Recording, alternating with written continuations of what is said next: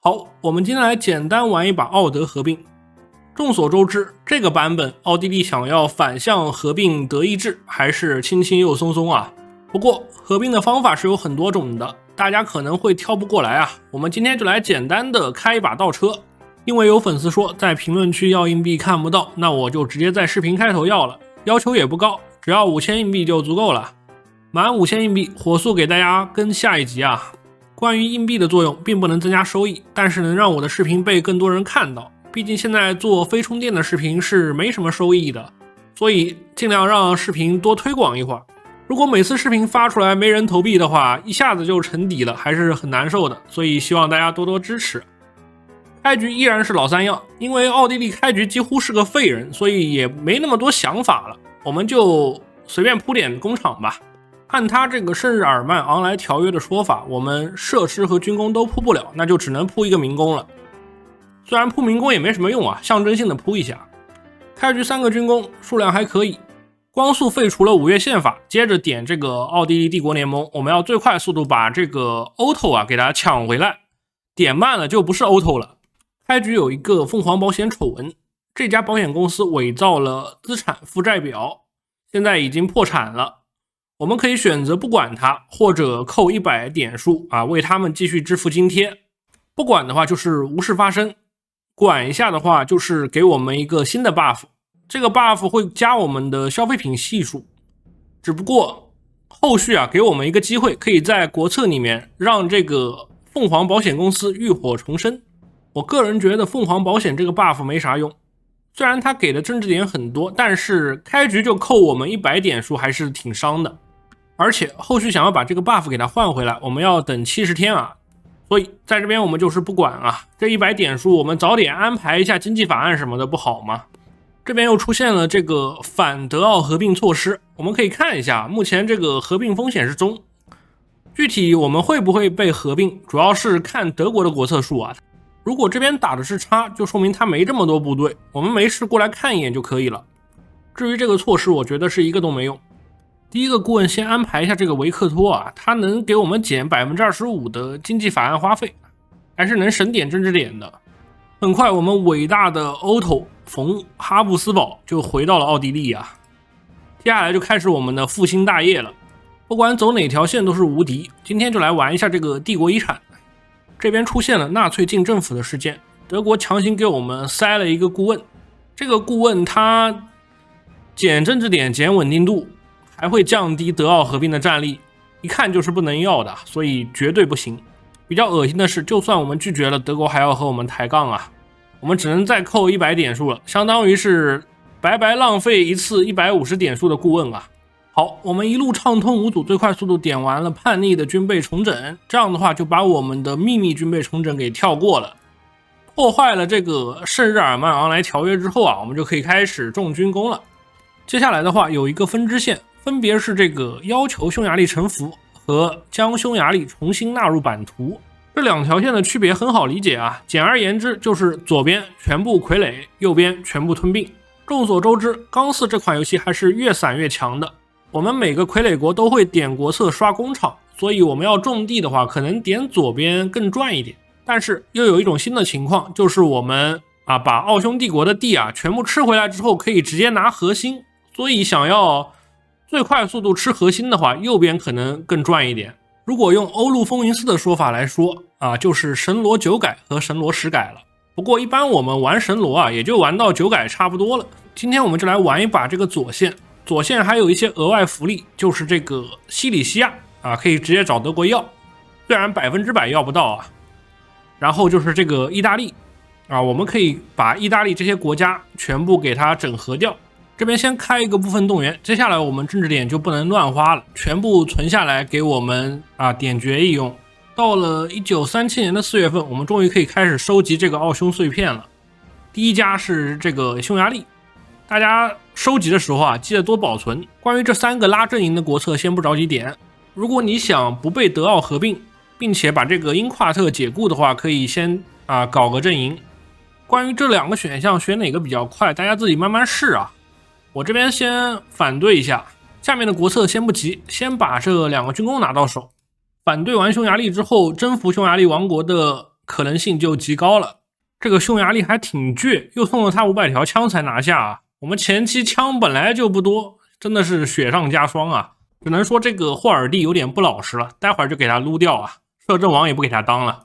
拉完匈牙利之后，我们自动就成立了这个哈布斯堡同盟啊。点完降服故土之后，我们就可以继续收集这个奥匈碎片了啊，每个人都可以收集。我们先把这个捷克拉回来，下面这个国策主要是为了拿150政治点，至于扶植王室宗亲倒没那么重要。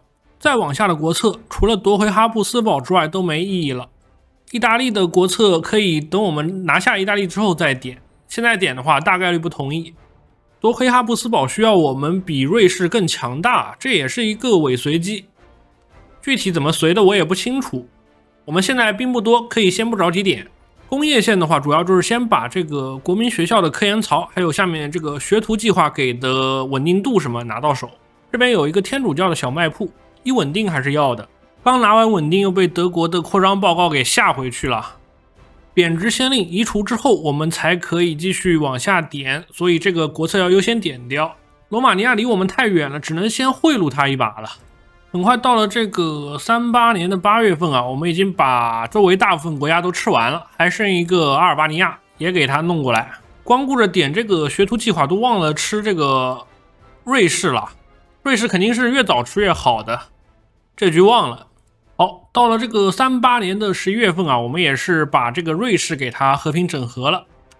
剩余的瑞士核心需要我们慢慢整合，就是因为这样才要早点吞。这局主要是忘了，先把这些工厂多的地方给它整合掉。接下来就是应对德奥合并了，因为已经拖得足够晚了，所以德国现在怎么样都是能点这个国策的。接下来国策先把陆军相关的点一下，没这个经验值我们还真改不了部队。合并瑞士之后，大量的这种3部山地没啥用啊，正好删了，把装备退给我们。小弟的部队中先把较为精锐的一部分挑出来，大部分是这种带一个炮的，用来守我们奥地利正面啊，这一面我不准备进攻。剩下来的一批用来防守这个意大利啊，防止意大利从背后偷袭我们。感觉就守这么一小节就够了，因为其他国家我不会拉进战争的，他们都是空气墙 AI 没办法自己宣。剩余的部队就随机分解成这个填线师了，帮我们填一下这个波兰的前线，待会儿准备从波兰这个方向进攻，这边比较容易包饺子。至于捷克漫长的边境线，我们也是唱空城计啊，反正空气墙 AI 打不了。这边阿尔巴尼亚也加入了，看一下他只有2个师，那就不拉他部队了。标准化军事点完之后多了50点陆军经验，我们总算有经验改编制了。主力师我们做了24个，现在比较缺人力也缺装备，就简单改一下，改一个步炮吧。火炮差的还很多啊，那就先来一个支援炮加一个炮营，然后一个步兵营，再来一个防空支援连。后续我们有新装备了再加，现在就先这么多。到了39年的1月份，总算是德奥合并啊。这边我们肯定是命不该绝，可以先拖到时间结束。人力实在太缺了，先推进一下征兵。拒绝之后，先看一下德军第一波是怎么进攻的。他只能打我们这个奥地利北边，其他位置都打不了，只能看着。看来还是有一些比较薄弱的地区啊，这边有点顶不住。其他地区的话问题不大，可能就这边难顶一些，把我们后续锻炼的部队拉几个过来。这边还是有点太难守了，主要是补给太差了，我们没什么运补给的东西，只有火车在运。敌军还有飞机啊，我们这一点防空作用不大，很快这格就被突破了，不过影响不大，只要不推到这个维也纳，其他都没事。感觉装备补的差不多了，我们直接先冲一波吧。这边拉一下波兰进站，还能帮我们补一下援军呢。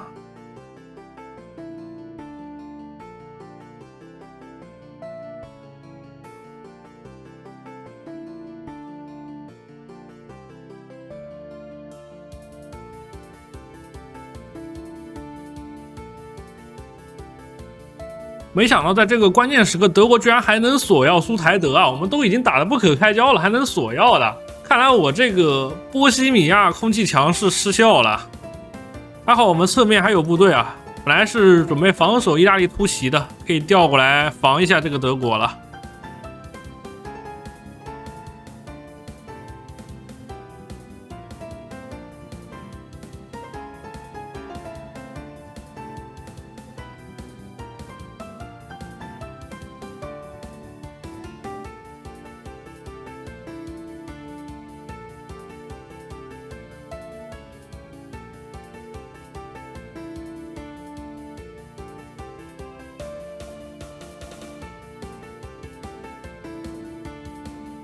我真的服了，这个锁骨好好的挑衅意大利干什么呀？你就不能怂一手吗？不过怂了好像也会变成意大利的傀儡啊。这意大利宣的谁呀？宣的奥地利加阿尔巴尼亚，那没事啊，他这个边境没部队啊，我们正好往前冲一波了。这边刚好把克林斯堡的主力师全部调回来，先把意大利解决掉。正面的话感觉推不动了，可以先暂缓一下攻势。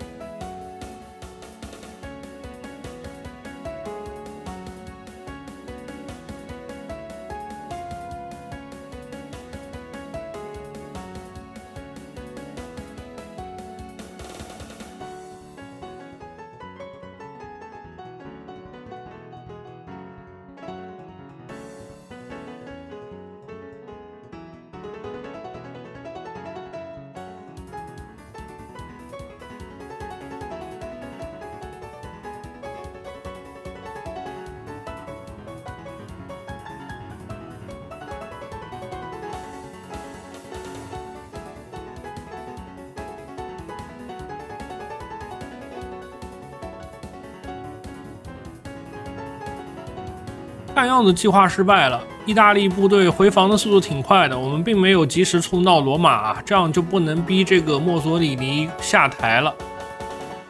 接下来得稍微等一段时间啊，等我们部队重新组织一下进攻，只有拿下罗马才能让这个意大利内战。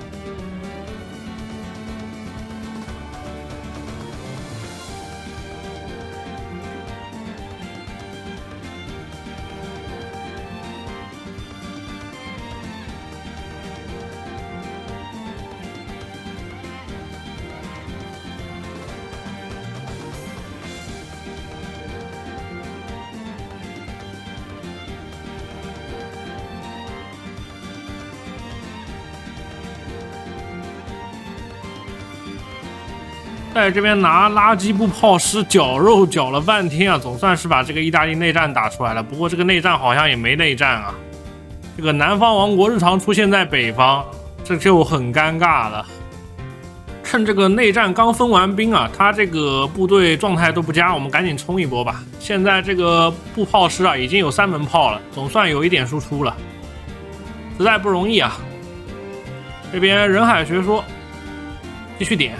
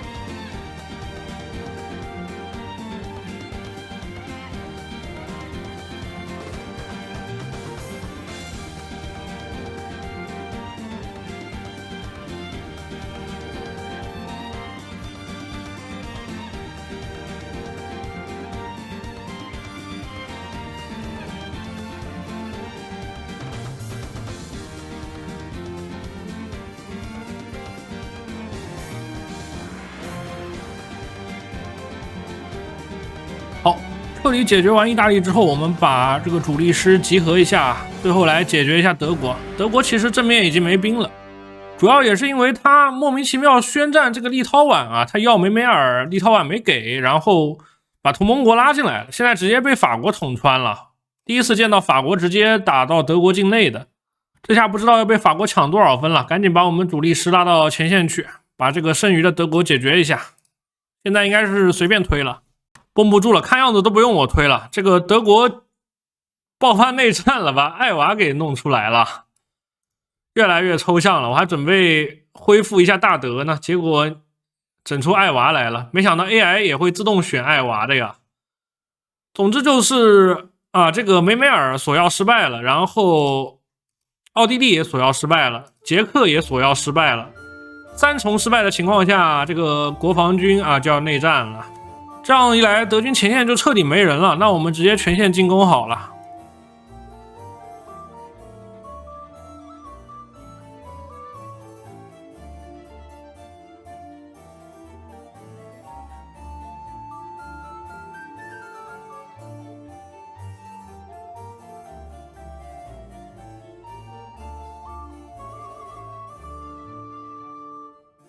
没想到最终是以这样一个戏剧局面收尾啊！接下来同盟国也是随便打了，我们德国随便吃一点吧。这英国是真的闲得慌，乱放傀儡国啊！还好我发现了，全给他抢回来了。差不多这样就可以了。因为篇幅有限，本期视频到这边也差不多该结束了。这局本来是想试试这个奥地利纯种地能不能打赢这个德国啊，没想到最后僵住了啊，因为我们没什么装备，一直是拿这个步炮在这边硬推啊，没想到最后还是推下来了。因为这个德国、奥地利也没吃，捷克也没吃啊，一点实力都没有。可能会有人注意到啊，我刚刚吃地的时候细节没有吃这个西里西亚，因为在这种情况下啊，德国是100%会把这个西里西亚给我们的。接下来就是控制台环节了，来给大家测试一下剩余的几个国策。我们先点一下西里西亚问题，然后德国是必然会把这个西里西亚交出来的，因为它不是黑色的德国。这个西里西亚给我们之后啊，我们就可以给它放出来。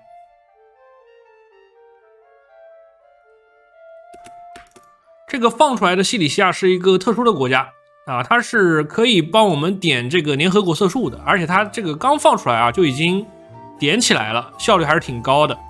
然后就是这个意大利了，意大利我们也是直接索要，当它是我们傀儡的时候，它是必然会给的。正常情况下，这个国策我们是要不到的。索要之后拿到这2块地，然后我们还可以继续点下面这个，加大我们对意大利的领土要求，这样的话我们就可以重新整合意大利了。所谓的重新整合就是直接拿意大利的核心啊，这个还是很离谱的。当然能拿核心的地区也就是他给宣称的这几块地，也就是威尼斯这一片啊。不过我们也可以把这个威尼斯给它放出来，这边有一个伦巴第威尼西亚王国，放出来之后啊，它也是一个特殊的国家，它也是带这个联合国策数的。想要大家一起来点联合国策数，最好的办法就是把这个南斯拉夫给肢解了，能肢解出一地小国来帮我们点。